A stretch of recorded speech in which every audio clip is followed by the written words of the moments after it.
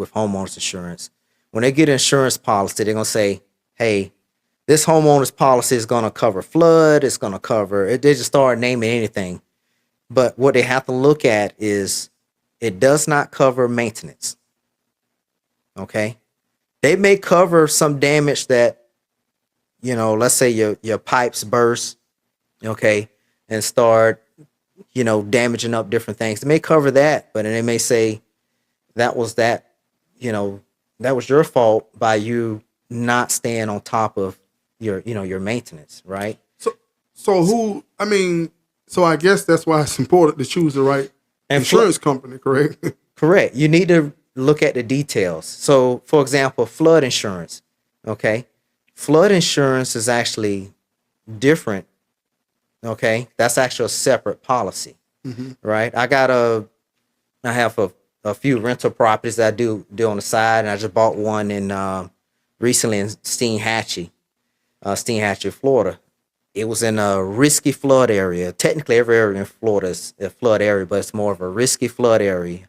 And so I had to buy a separate, although that house is built up on stilts, I still had to buy a separate flood policy versus the wind taking off your roof and water coming into your home. That's different. That's not flood. So is there, like when it comes to car insurance, you got the basic PIP, and then you got the comprehensive and everything, which is full coverage. Is that the same thing with homeowners insurance? If there's the basic, is there like a top coverage? Or, yeah. Well, homeowner insurance I think is probably one of the most complicated policies out there, in my opinion.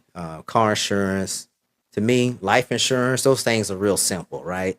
But homeowner insurance, and even car insurance, but homeowner insurance is more complicated. So you have different types of policies. And then within that, you can see how much does it cover for jewelry. That's another one.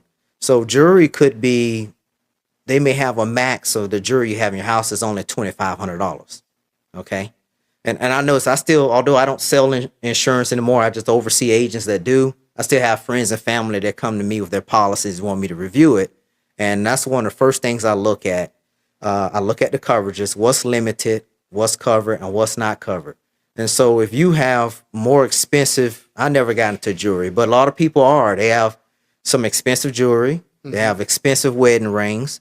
Well, their homeowner's policy is only going to cover that to a certain amount.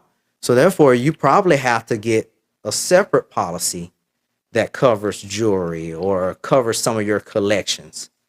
One of the first things you need to do is look at what's the limited coverages, what's covered, and what's not covered. And even after you write the policy,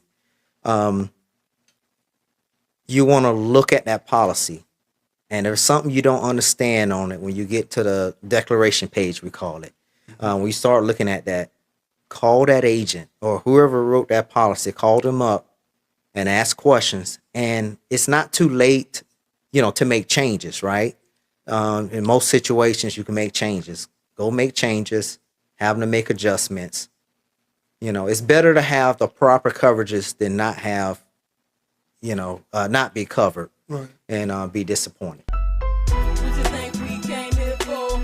What you think we sang this for? What we go through changes for? 'Cause Jesus.